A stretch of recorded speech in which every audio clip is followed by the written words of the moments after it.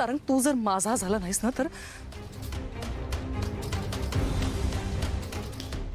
तुम्हा सगळ्यांना रस्त्यावर आणीन मी, कळलं?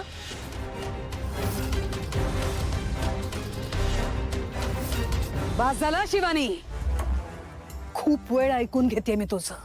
कुणाला कुणाला आणणार आहेस तू रस्त्यावर? आम्हाला मेहेंदळे ना.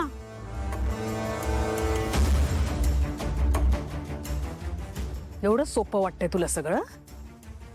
तुझ्यासारखे आम्ही रातोरात नाही मोठे झालो. कष्ट केलेत, मेहनत घेतलीये, हे एवढं एम्पायर आम्ही उभं केलंय. आणि तुझ्यासारखं कोणी आयरं गैरं येऊन आम्हाला मेहेंदळेना बाहेर रस्त्यावरती नाही हाकलू शकत. एवढे कमकुवत नाही होत आम्ही, कळलं? मुळात आपण या बाईचं काय ऐकतोय? बाई तुम्ही निघा, चला या. No way.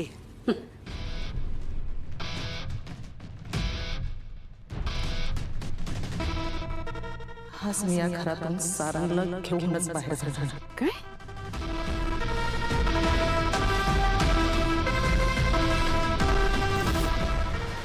Hello Shivani, are you out of your senses? Mom तुम्ही करेक्ट बोललात. हिला असं वाटतं हिच्यासारखे ऐरे गैरे आपल्या घरात येतील, दंगा करतील आणि आपण ऐकून घेणार. हिला आधी बाहेर काढायला हवं. चल निघ. मॉम, आपण हिचं काय ऐकतोय? बाहेर हो, चल. नील थांब, हात नको लावू तिला. ती तिची पातळी विसरली असेल, पण आपण आपली पातळी विसरायची नाही. शिवानी, मी रिक्वेस्ट करतो तुला, प्लीज जा. शिवानी कारखानीच आहे मी. जे काही करते ना ते वेड्यासारखं करते, पण डोकं ताळ्यावर ठेवून करते.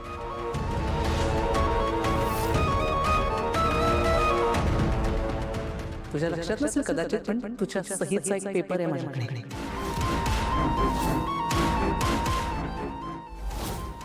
त्याच्यामुळे मी तुझ्या कंपनीलाच काय तुलाही विकत घेऊ शकते.